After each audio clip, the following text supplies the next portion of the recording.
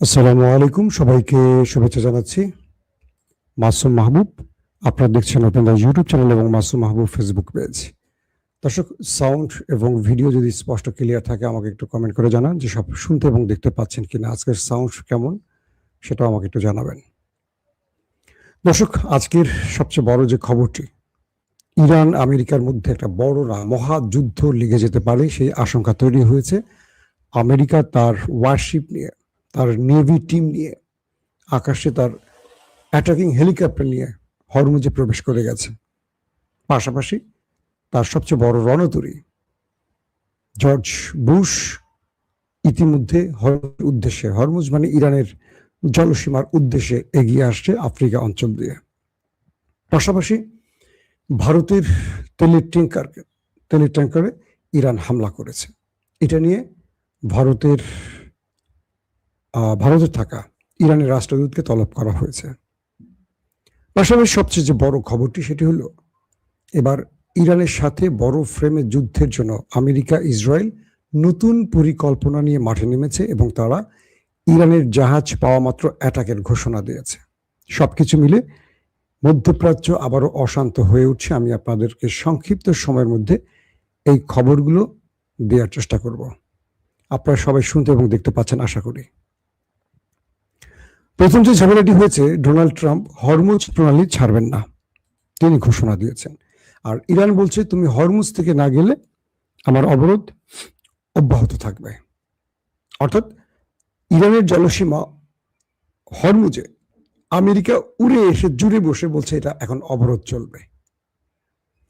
Iran আমেরিকার সাথে যতগুলি আলোচনা করেছে পাকিস্তান, মিশর বা টার্কির মাধ্যমে, প্রত্যেকটি জায়গায় ডোনাল্ড ট্রাম্প বলছেন একটা, পরবর্তী ইসরায়েলের চাপে পড়ে করছেন আরেকটা।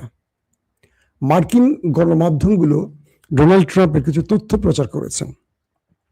গত 4 বছরে ডোনাল্ড ট্রাম্পের কিছু আমলনামা প্রকাশ করেছেন। বলা হচ্ছে, গত 4 বছরে ডোনাল্ড ট্রাম্প প্রতিদিন গড়ে 35 বা 34 বার মিথ্যা কথা বলেছেন। অর্থাৎ ডোনাল্ড ট্রাম্পের পুরো আমলনামাকে পর্যবেক্ষণ করে মার্কিন গণমাধ্যমগুলো বলছে, গত 4 বছরে ডোনাল্ড ট্রাম্প গড়ে প্রতিদিন 34 বার বা 35 বার মিথ্যা বলেছেন। বুঝতে পারছেন আমলনামা কত সুন্দর, তার কত পরিষ্কার পরিচ্ছন্ন আমলনামা। একটা বৃহৎ রাষ্ট্রের প্রেসিডেন্ট গড়ে 34 থেকে 35 বার মিথ্যা বলেছে, যেটা রেকর্ডেড। এ আড়ালে যেগুলো রেকর্ড হয়নি ক্যামেরায়, সেটার কথা বলা মুশকিল। তাহলে সংখ্যাটা কত হবে? পাকিস্তান পড়ে গেছে সবচেয়ে বড় চাপে, কারণ পাকিস্তান এই দুটো দেশের মধ্যে আলোচনা চালিয়ে যাচ্ছিল।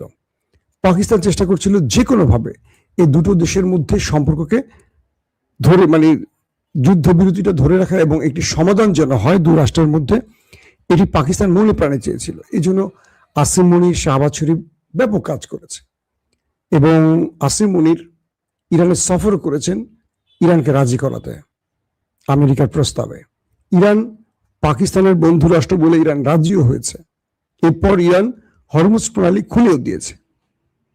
যখন ইরান হরমুজ প্রণালী খুলে দিয়েছে, আমেরিকা এটাকে নিজের বিজয় হিসেবে দেখে নিজের অবরোধ অব্যাহত রেখেছে। এরপর 24 ঘন্টা পর ইরান আবারও হরমুজ প্রণালী বন্ধ করে দেয়।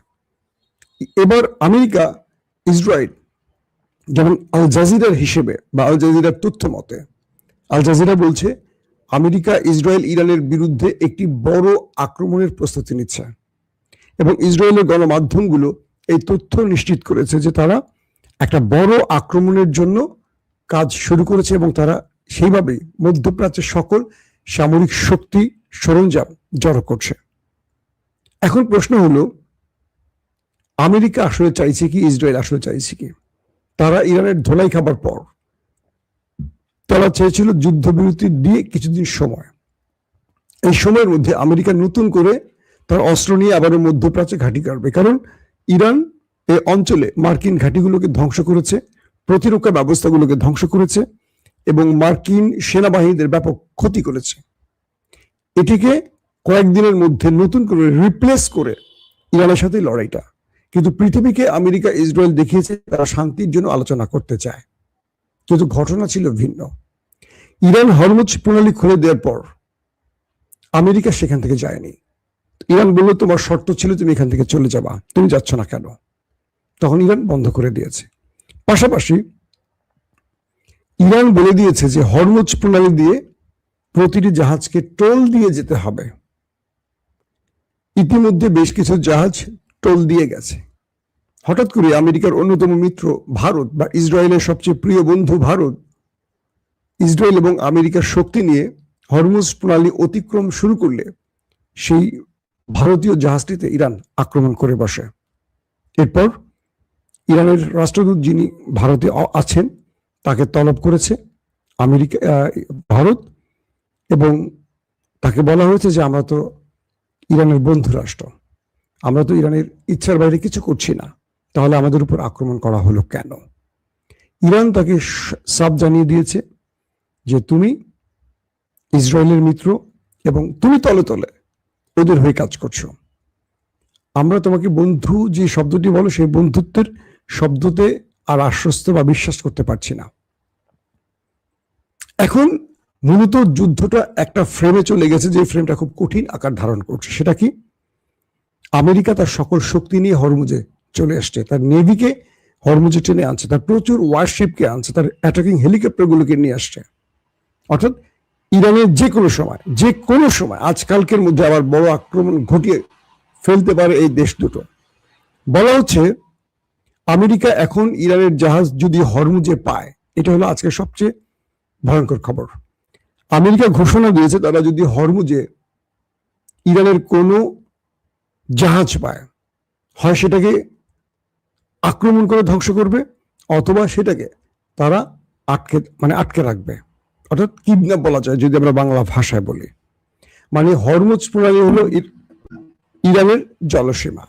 সেখানে আমেরিকা এখন ইরানের জাহাজ পেলে হয় আক্রমণ করবে, অথবা আমেরিকা সেই জাহাজটিকে নিয়ে যাবে, দখলে নেবে, তার পক্ষে দখলে নেবে। ইরান বলছে যে তুমি আমার জলরাশিতে আমার জাহাজ আটকাবার কে? আমেরিকা বলছে আমি বিশ্বমোড়ল, আমার কোনো আইন কানুন লাগে না, আমি যা বলবো তাই হবে। এখন মুস্তফা খামেনির পক্ষ থেকে ইরানের বাহিনীগুলোকে সর্বোচ্চ নির্দেশ পাঠানো হয়ে গেছে আরেকটা বৃহৎ যুদ্ধের জন্য। ইতিমধ্যে ইরান বলে দিয়েছে এই যুদ্ধে তারা গত 1 থেকে 2 মাসের মধ্যে যে নতুন মিসাইলগুলো তৈরি করেছে এগুলো ব্যবহার করতে যাচ্ছে। বুঝেননি বিষয়টি? অর্থাৎ যে যুদ্ধটা শুরু হলো ইসরায়েল এবং আমেরিকার সাথে ইরানের, এই যুদ্ধের সময়ের মধ্যেই ইরান নতুন কিছু মিসাইল তৈরি করেছে। এই মিসাইলগুলো কিভাবে তৈরি করেছে, কেন তৈরি করেছে, সেটার ব্যাখ্যায় আসছে এরকম যে ইরান তার পূর্বের মিসাইলগুলো দিয়ে আক্রমণ করেছে শত্রুদের। এই মিসাইলগুলো কোনটা ফেল করেছে, কোনটা সফল হয়েছে, তার উপর একটা পর্যবেক্ষণ তৈরি করেছে ইরান। এবং এই আক্রমণের মধ্যে যে মিসাইলগুলো সফলভাবে আমেরিকা, ইসরায়েল বা গালফে হিট করেছে, সেই মিসাইলগুলোকে আরো আপগ্রেড ভার্সনে ইরান তৈরি করছে এবং শত্রুর দুর্বলতাগুলো ইরান চিহ্নিত করতে পারায় ইরান এখন নতুন আদলে নতুন ভেরিয়েন্টের মিসাইল তৈরি করছে। ইরানের পক্ষ থেকে বলা হয়েছে এই মিসাইলগুলো তারা গত 1-1.5 মাস বা 2 মাসের মধ্যে তৈরি করেছে। বুঝতে পারছেন? অর্থাৎ যে লড়াইটা হয়েছে ওই দেশগুলোর সাথে ইরানের, যে মিসাইলগুলো সফলতা পেয়েছে, আবার শত্রুর দুর্বলতা কোন কোন টাইপের, কোন কোন পজিশনে, সেই পজিশনগুলোকে চূড়ান্ত করেছে। কোন মিসাইলগুলো সেই পজিশন ভাঙতে পারে সেটাকে তারা ঠিক করেছে। কোন মিসাইল সাকসেসলি শত্রুর বৃহৎ ক্ষতি করতে পারে সেটাকেও তারা কনফার্ম করেছে। তো এই বিষয়গুলোকে তারা ঠিক করে তাদের যারা ড্রোন বা মিসাইল তৈরি করে তাদেরকে দিয়ে নতুন আদলে ভয়ঙ্কর সব মিসাইল ইরান তৈরি করেছে। এবং ইরান বলছে এই মিসাইলগুলো তারা এবার ব্যবহার করবে শত্রুর বিরুদ্ধে। পাশাপাশি আল জাজিরা বলছে যে ইরানের 40% ড্রোন এখনো অব্যাহত আছে।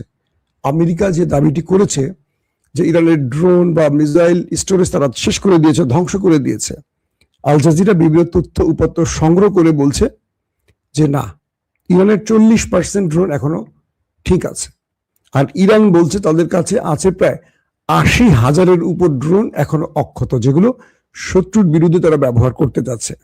পাশাপাশি প্রতিদিন তাদের অজস্র ড্রোন এবং মিসাইল তৈরি হচ্ছে। অর্থাৎ এই 80,000 পূর্বের মিসাইল যেগুলোর হিসেব বলছি আমি, কিন্তু নতুন করে যেগুলো প্রতিদিন চলছে ফুল টাইম কাজ, 24 ঘন্টায় মিসাইল ড্রোনের নির্মাণ কাজ চলছে, এগুলো ইরান তার হিসেবে তোলেনি।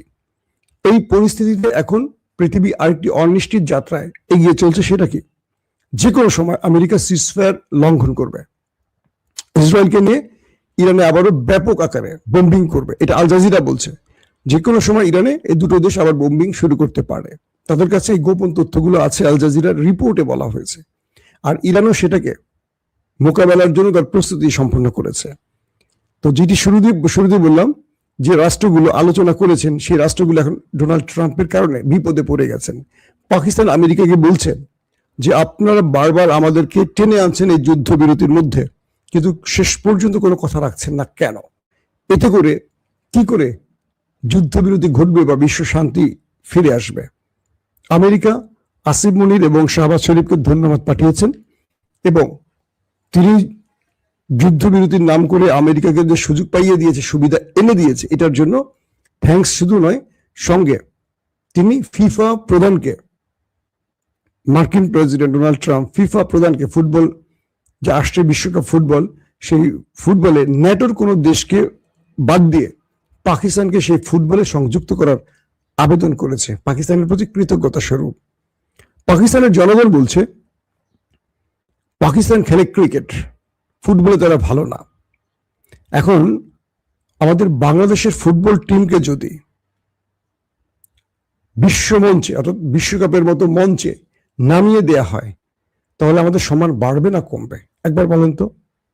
প্রতিটা দল বাংলাদেশকে কয়েক ডজন করে যখন গোল দেবে, বাংলাদেশ একটি ম্যাচ দূরের কথা, প্রতিদিন যদি 10টা 12টা 15টা করে গোল খায়, বাংলাদেশের অবস্থাটা কি হবে? তো পাকিস্তানের জনগণ বলছে যে আমরা ক্রিকেটে ভালো, আমরা বক্সিং এ ভালো, বা আরো বিষয়, আমরা মানে ডোনাল্ড ট্রাম্পের এই প্রস্তাবের সাথে সম্মত নই যে ফুটবল বিশ্বকাপে পাকিস্তান গিয়ে বেজ্জতি হওয়ার তো কোনো দরকার নেই, আমাদেরকে অন্য ক্ষেত্রে তোমরা কোনো সুবিধা এনে দাও। ডোনাল্ড ট্রাম্পের অবস্থা বুঝছেন তো? মানে মাথা খারাপ হলে পুরো ডেকে মানুষের হয় নাকি? এখন পাকিস্তানকে বিশ্বকাপে খেলানোর সুযোগ করে দিতে ফিফা প্রধানকে ডোনাল্ড ট্রাম্প ফোন দিছে। আমার মনে হয় ডোনাল্ড ট্রাম্পের উচিত বাংলাদেশের দিকে একটু নজর রাখা। বাংলাদেশে যারা এই মুহূর্তে ধর্ষণ করছে, চাঁদাবাজি করছে, এদেরকে একটা টিম বানিয়ে বিশ্বমঞ্চে নিয়ে যাওয়া উচিত ডোনাল্ড ট্রাম্পের, বাংলাদেশের প্রতি একটা ভালোবাসা প্রদর্শন হিসেবে। তাতে করে আমাদের দেশটা রক্ষা পাবে। আর যারা বাংলাদেশ থেকে যাবে, যারা যেই দলেরই হোক, চাঁদাবাজি করছে, ধর্ষণ করছে, এখন দেখি বিভিন্ন জায়গায় শিশু বাচ্চা টাচ্চা মহিলাদেরকে নিয়ে অনেক কাহিনী ঘটছে, এরা আন্তর্জাতিকভাবে একটা পরিচিতি পাবে, তাই না? এটা বাংলাদেশের জন্য একটা বড় অর্জন না? আজকে সকালে একটা ভিডিও দেখলাম, একজন একটা ভিডিও করছে দুটো বোতল নিয়ে, দুটো বোতলেই একই জিনিস চলে আসলো বাংলাদেশে। 15.5 বছর ধরে আমরা যে স্বপ্ন দেখেছিলাম হাসিনার পতন, সেটি হয়েছে, কিন্তু পতনের পর কেন যেন শান্তি পাচ্ছি না, মনে শান্তি আসছে না। দেশটাকে যেমন দেখতে চেয়েছিলাম সেই দিকে দেশটা যাচ্ছে না। যাদের উপরে স্বপ্ন ছিল তারা আমাদের স্বপ্নগুলোকে নষ্ট করছে কিনা বুঝতে পারছি না। আর একটু সময় নিয়ে দেখি কি হয়। অনেকে বলেন বাংলাদেশের খবর দিতে, আসলে বাংলাদেশের খবর দেব কে? দেশটাকে তো সবাই ভালোবাসে, আমরাও বাসি, আপনি বাসেন, সবাই বাসি, কিন্তু বাংলাদেশকে নিয়ে ভালো খবর দেওয়ার মতো ভালো খবর পাচ্ছি না আমরা। তেলের দাম কমে যাচ্ছে আর বাংলাদেশের তেলের দাম বেড়ে যাচ্ছে। চারদিকে দেখেন হাহাকার শুরু হয়ে গেছে। এমন এক বাংলাদেশে বাস করছি। হরমুজ প্রণালী নিয়ে আমেরিকার সাথে ইরানের আবার যদি যুদ্ধটা শুরু হয়, বাংলাদেশ বিপর্যস্ত হয়ে পড়বে। বাংলাদেশের আগামী দিন খুব ভয়ঙ্কর হবে। এই বিষয়গুলো আমাদের যে নতুন সরকার কাটিয়ে উঠতে পারছে না। তারা আপাতত কে তাদের বিরুদ্ধে সমালোচনা করছে, তাদের জেলে ঢোকানোর পরিকল্পনা করছে, কে তাদের বিরুদ্ধে কথা বলছে, তাদের বাড়ি ঘরে হামলা করার চেষ্টা করছে, যেটা আওয়ামী লীগ করতো। এখান থেকে বিএনপিকে ফিরে আসতে হবে, কারণ বিএনপি মানুষের আশা ভরসার একটা দল। আওয়ামী লীগ আর বিএনপির চরিত্র যদি এক হয়, তাহলে দুজনেরই পরিণতি একই হওয়ার কথা, তাই তো? আমরা এটা চাই না। তারেক রহমানের প্রতি আমাদের আস্থা আছে, ভালোবাসা আছে। আশা করি তিনি কিছু করে দেখাবেন। যে স্বপ্নগুলো তিনি বুনেছিলেন দীর্ঘ 18 বছর লন্ডনে বসে, সেই স্বপ্নগুলো এবার বাংলাদেশে বাস্তবায়ন করবেন, এই প্রত্যাশা আমাদের থাকবে। দর্শক, ইরান আমেরিকা সর্বশেষ খবর আমরা আবারও দেওয়ার চেষ্টা করবো হাতে খবর আসার সঙ্গে সঙ্গে। আমাদের চ্যানেলটি ভালো লাগলে অবশ্যই সাবস্ক্রাইব করবেন। আজকের সাউন্ড সিস্টেমটি কেমন ছিল অবশ্যই আমাকে জানাবেন। নতুন সাউন্ড সিস্টেমে আসছে, বলছি আমার টেকনিক্যাল টিম কাজ করছে, তো আমি চেষ্টা করছি কোন দিকে ভালো লাগে আপনারা আমাকে অবশ্যই জানাবেন। আজকের মতো বিদায় নেই, প্রত্যেকে ভালো থাকবেন। আল্লাহ হাফেজ।